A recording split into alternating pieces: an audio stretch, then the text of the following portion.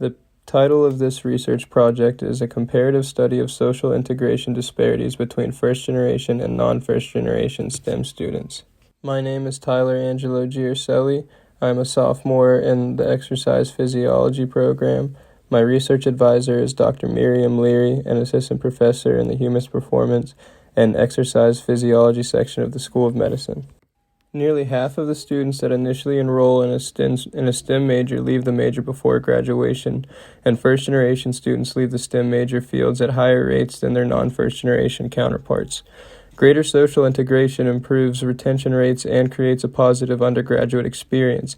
However, first-generation students are more likely to experience difficulty with social integration.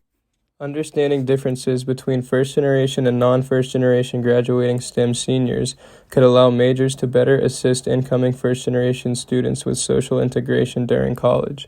This study explored the role of social integration in students graduating from a STEM major and compared responses between first-generation and non-first-generation students.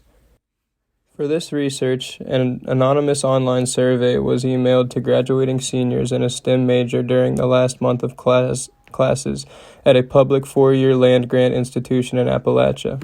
Of the 110 students invited to participate, 91 completed the survey. 20 students self-identified as a first-generation college student, 85% were female, and 71 students, 52% female, did not. First-generation students had a lower GPA than non-first-generation students, but the percent of students that were honors were similar between the groups. Fewer first-generation students were satisfied with their social life, where 85% of non-first-generation students were satisfied and 75% of first-generation students were satisfied. Despite a similar sense of connectedness with students within their major, fewer first-generation students felt a strong sense of connectedness with other students at the university, where 90% of non-first-generation students felt a connectedness and 75% of first-generation students did. When given the choice of spending time with friends or spending time alone, 70% of non-first-generation students chose to spend time with friends, and only 45% of first-generation students chose to spend time with friends. First-generation students were also 11% more likely to work during their undergraduate years, but were significantly less likely to spend time in Greek life, tutoring, or campus events.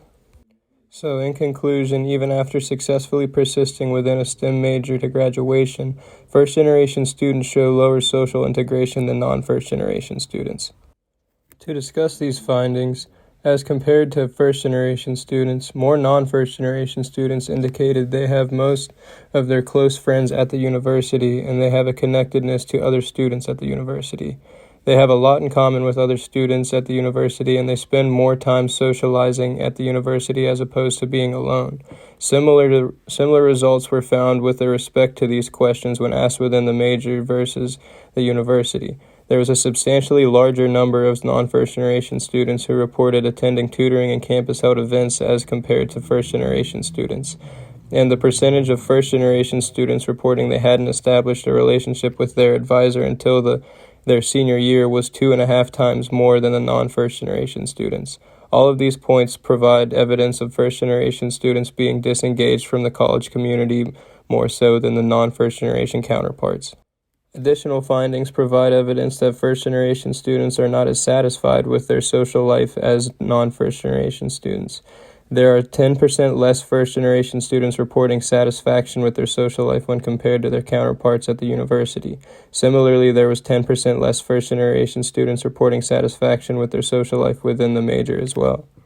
While this exploratory study provided valuable insight into first-generation STEM students' social life integration in college, it was not without limitations. It captured responses from a single cohort of graduating seniors at a single institution. Therefore, the findings may not be generalizable to first-generation students in other majors or universities. As an extension of this research, Dr. Leary and I are now assessing first-generation and non-first-generation graduating seniors on their social integration in high school to see how it may relate to the college environment. Finally, I would like to thank the NASA West Virginia Space Grant Consortium for funding and supporting this research.